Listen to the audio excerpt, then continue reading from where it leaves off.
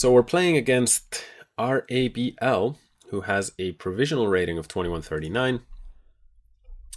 So it's hard to say exactly what strength, but we have played him 3 times here, maybe a regular of the stream. So we'll start off with e4. I like the score in favor of Chessfactor. That's a bit encouraging. And he goes for a French. Interestingly, I've been looking at the French defense recently. For those of you who are familiar with my personal channel, you might have seen that. So black now plays d5. This is very normal. And let's go for knight c3, which is the so-called Paulsen variation. Here, black has a few different options. For example, he can go bishop to b4. The winnower, he can play the move knight to f6. And he can also play, this is the classical, he can also play d takes e4, that's the Rubinstein variation. He goes for the move f5 though. This I have never, frankly, I've never seen before. I think that the problem with such a move is that it leaves your king very, very weak. And also it creates a permanent outpost here on e5. So I think that white should be very happy with his position here.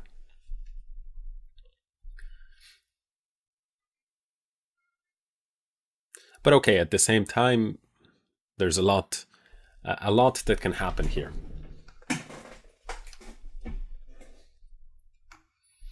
But the problem is, I mean, as I say, these are sometimes in chess we have temporary weaknesses, and then other times we have some permanent weaknesses. And here this e5 square is a permanent weakness.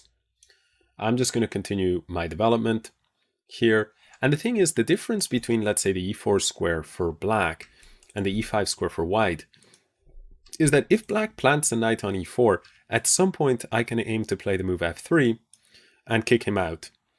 On the other hand, when I plant the knight on e5, because he's advanced both of these pawns, there is no move like d6 or like f6. So this outpost is worth a lot more than this outpost. Now, if you notice, this knight here doesn't have so many options, so I'm just going to go ahead and reroute that knight. Another thing is that in the French, sometimes black is trying to target the center, the white center on d4. So this move knight e2 is useful because if ever he plays c5, then I can go c3 and just keep things very solid. Now, from black's perspective, he really needs to think about exactly how he will complete his development. He needs to develop these pieces. But the problem is if you put the bishop here on e6, for example, then the move knight f4 is very annoying. And if you put, let's say, the knight to d7, then you have to contend with white just grabbing this pawn on f5. We have the first comment of the day. Hello, Z Nation. So he says, I used to think French was 0-1, and now I'm convinced French is 1-0 since I'm playing 1e4 now. Well, I think that's a tongue-in-cheek comment. I do think the French defense is, let's say, easier to get some kind of an edge against than e4, e5 or e4, c5. But that's not to say that it isn't a rock-solid opening. It's actually the third most popular opening after e5 and c5 in response to 1e4. And it's third most popular for a reason, which is that it is absolutely playable right up to the highest levels. But I do think in general white gets a small edge in a variety of the lines. So here I was thinking bishop f4 to support the knight, but maybe the response knight h5 with my bishop here on f4, maybe that's a nice response for black, so maybe I don't need to do that. And instead I can try to find another little bit more useful move. The question is what?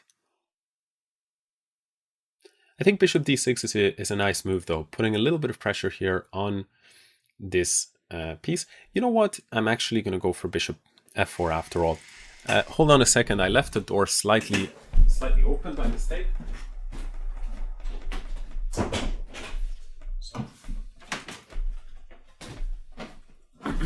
So apologies for that.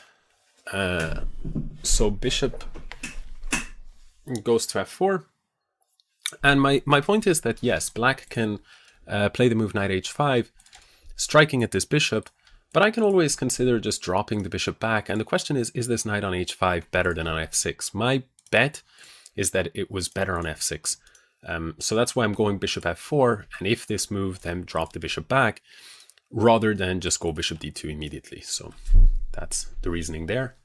Black is thinking, I think, because, for example, the move knight d7 is not a great idea. White can even respond with knight takes c6.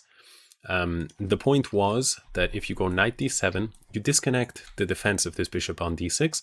So then after knight takes c6, pawn takes, white can actually take this, this piece.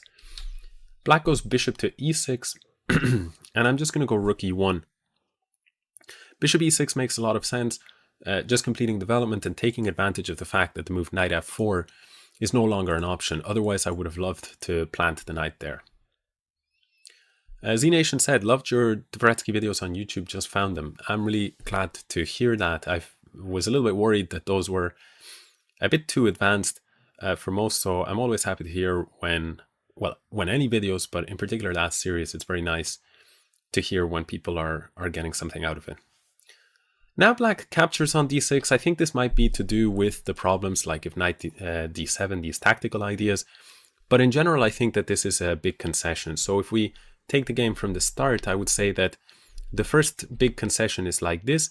You make too many weaknesses along the dark squares. And then the second big concession is in this position here to play bishop takes e5 and give up this bishop. In general, in the French defense, when you're putting your pawns on light squares, usually they go like this. And in this case, when so many of your more central pawns are on light squares, the dark square bishop is a really good piece, because when you put pawns on light squares, they only control light squares, meaning that your dark square control is kind of poor. So you want to make up for that by keeping your dark square bishop as a general rule. On top of that, if white has both bishops and black does not, that's known as the bishop pair, which is a nice little advantage to have across a lot of positions. So here black has gone knight g4, challenging this bishop, and my first instinct is to just drop the bishop back. But I could also play a move like knight f4 and go on the counterattack with an attack on this bishop. Still though, I want to save this piece, so I'm going to go ahead and drop the bishop to g3. And my intention is later to put the knight on f4 and maybe after that kick his knight and keep the position very safe. Also from a practical perspective, if I had gone knight f4, the pawn on f2 and the pawn on h2 are potentially weak, and queen h4 ideas could be a little bit scary, although I think the specific tactics would not work out. So if I had gone knight here, he would go queen here. Let's draw with different colors. Then I would take this bishop. And although he could, for example, take this pawn on f2, it's just a check. I would move the king to h1, and and I think I'm safe there. I'm up a piece for just a pawn.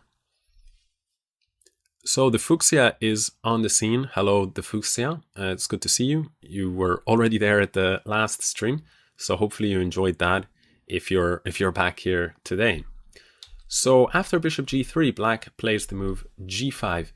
Going for an attack. Now, one thing in general, one rule in chess is you should be very, very careful when you're attacking that you're prepared to attack. So if chess is a game of war, you have to it's like fighting in a situation where you have to be prepared to fight, if that makes sense. And if you try to fight a little bit too quickly, you might actually run into problems. Now, I probably shouldn't be saying this before repelling this attack, because if I don't manage to repel it, I'm going to look a bit silly. But let's begin with the move h3 here. The reason why I feel like this move should not be so good is because black is launching an attack while white has developed all of his minor pieces, but black has not. And on top of that, the bishop here on e6 is undefended and it's being x-rayed. So I'm hoping to be able to profit from these two factors. After h3, the black knight steps away. And now my question is, should I plant the bishop back on e5? Or would it be better if I played something like, for example, a move like f3, and if f4, then just drop the bishop back. But I would much prefer to have the bishop actively placed, even if black does at some point manage to exchange it, because I feel that if I go something like f3 and black puts the pawn on f4, I feel like this bishop is going to be passive for quite a long time. Now, what I'm probably expecting is the move knight to d7 from black. And here, after knight d7, the question would be, should I play a move like bishop to d6, hitting this rook and keeping my bishop for the time being? Or should I play a move like knight to g3, for example, where the point rather is that I give up this bishop, but I play for a quick attack here on f5. I've decided that I want to keep this bishop for now. I think it's a very strong piece. And I also noticed that these knights are what we say competing for squares. In other words, they are both sort of eyeing each other up and stepping on each other's toes. So in other words, I'm happy to leave both knights on the board. I think it can be a bit awkward for black to play the position. Now I'm going to go f3 to take control of this e4 square, because I'm anticipating that if it were black to play, he would put the knight on this very nice central square, and he would kick my bishop out, and if I move the bishop, he might follow up with the other knight and start to get coordinated. So I want to take control of that square.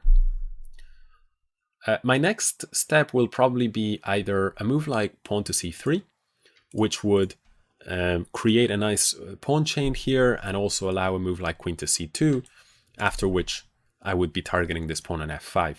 The pawn on f5 is a little bit fragile because I have one attack on it and it's only defended once. So I know that if I can do things like c3 and queen c2, that maybe I can take advantage of this point.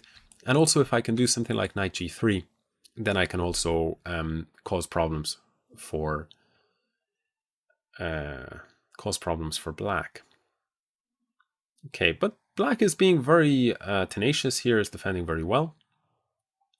And right now the attack is on the bishop. I know that if I drop it back, he'll probably just return. So I'm not so interested in that. So I'm going to go instead via b4. And I think the intention for me is to put the bishop on d2 when I can. But I have to admit that I don't feel like I've played the position so well, because somehow it feels to me like there isn't such a big advantage any longer for white. I mean, I still think I'm a little bit better, but black can play f4 and take nice space advantage there on the king side, and he's managed to complete his development. So not quite sure what happened, but I think black is in okay shape.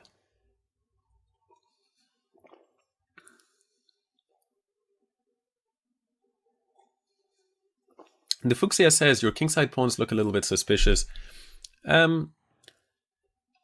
Definitely, to some extent, you could make that argument, but I think that I think it's okay. I think this structure is fine. It's pretty solid, and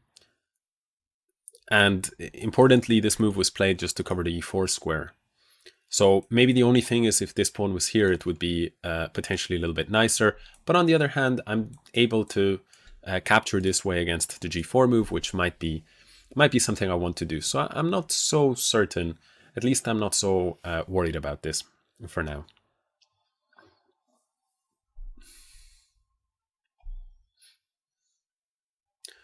Okay, I'm going to play something a little bit weird here. I'm going to go... No, actually, you know what? Yeah. I'll go knight g3. And I'll put some pressure here.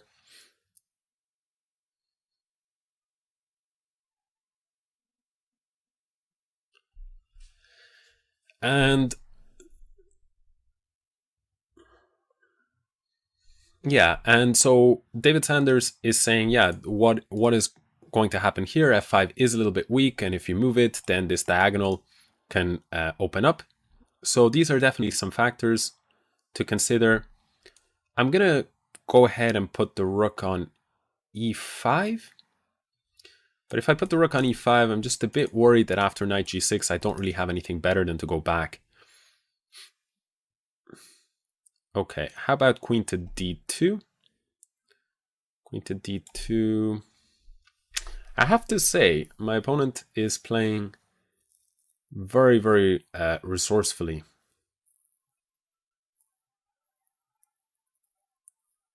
After some big mistakes in the opening, positional mistakes, I feel that white is playing, that black is playing very well.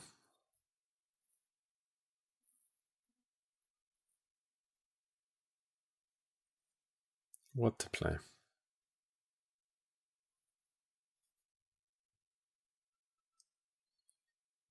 My position is just a little bit shaky with this undefended, undefended, undefended, undefended. So that's something that makes me a little bit uncomfortable. I want to see how exactly to continue play.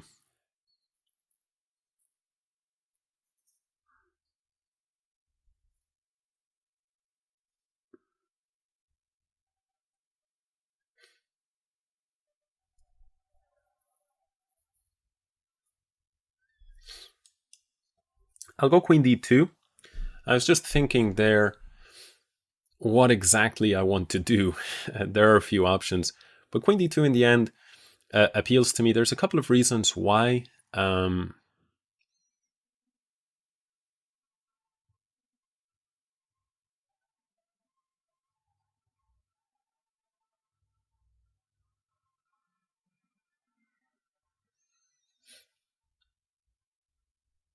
The main reason, of course, is I'm just threatening g5. And then my idea was this move rook e5. And if he takes it, well, we will see. But I'm able to take this pawn with check. So for sure, fireworks will arise on the position. So he's gone ahead and he's taken on h3, which is creating a threat that if I take, then he will go knight takes f3, and that will be a very bad situation for me. But I will not take, I will go rook takes g5 instead.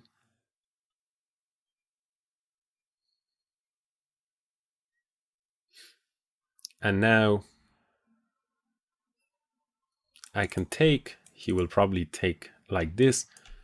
I could go back, but that seems just a little bit too crazy. On the other hand, if I go knight f5, then what? Okay, let's just go knight f5, bishop takes, h6. It's a bit of an issue. What about knight h5?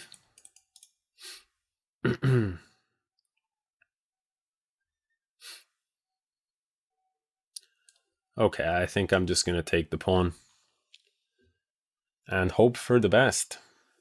And my opponent is playing very creatively, I have to admit. Let's go queen to d6. And we're okay with an exchange of queens here. Because at the end of the day, I mean, it's a bit uncomfortable to lose these two pawns. Like psychologically, you don't really want that. But on the other hand, I've won. I mean, I've lost the G and H pawns, but I've won black's F and G pawns. So it's not really a case of one king being weaker than the other. On top of that, excuse me, sorry, my voice is a little bit poor today. On top of this, the bishop pair is really coming into play now. Black can do maybe a move like rook g8, but I would plan to take and go king h2. And then I would be having a very nasty double attack here on his two pieces. And I think with the time situation on the clock without increment, I think now it's impossible for black to recover. Let's take and go king h2. Yeah, and so the position started to collapse there.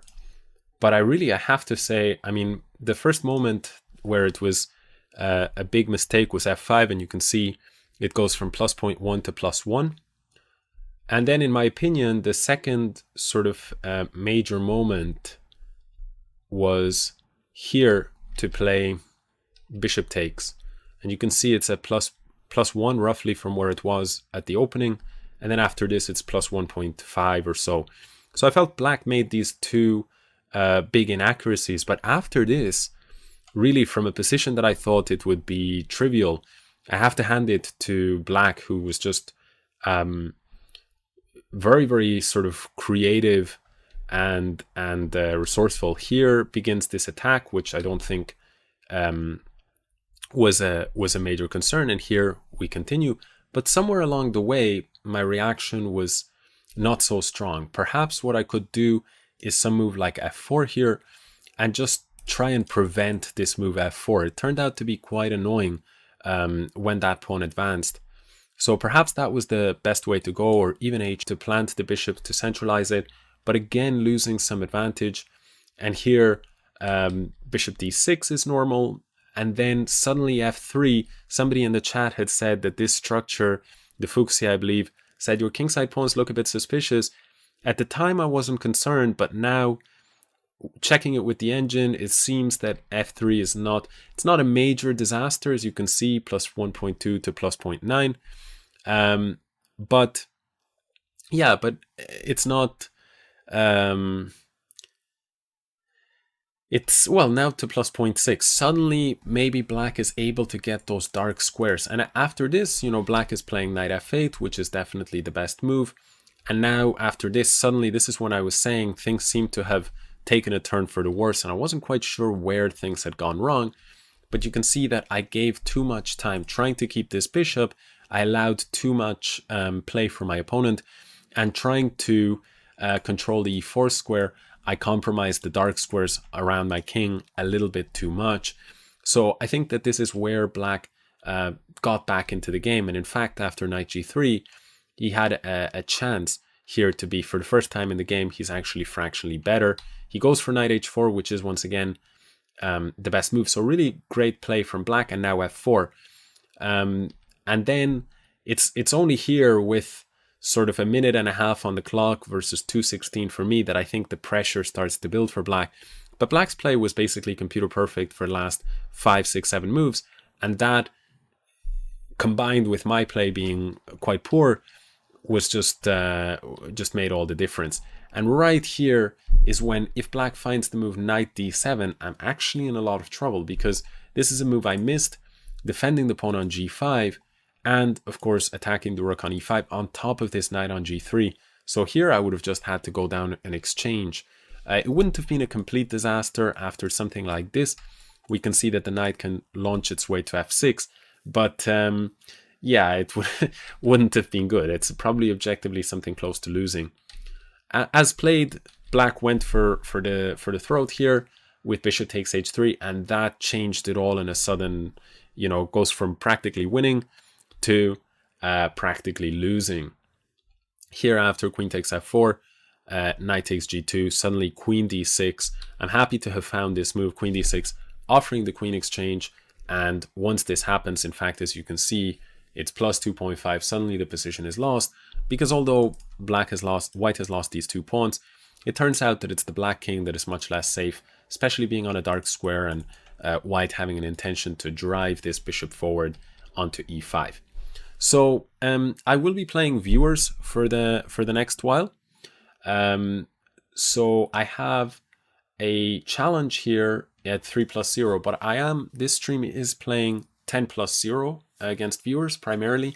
So unless I will play other formats, other time controls, unless I get challenges. I mean, only if I don't get a challenge at 10+0. So, So somebody was saying, try to use less lines here. Let's go ahead and just put 2 lines, because that can eat into eating into the memory, which might cause the frame drops, as Fuchsia says. All right, so yeah, very tough game. Some big mistakes, positional mistakes by black in the opening, but then afterwards it just goes to show creativity and aggression goes a long way in chess. And suddenly the game got very sharp, and at one point it was completely turned around. And had he found this one clever resource with knight to d7, I would have objectively been close to lost. But he did not find it, so this is good.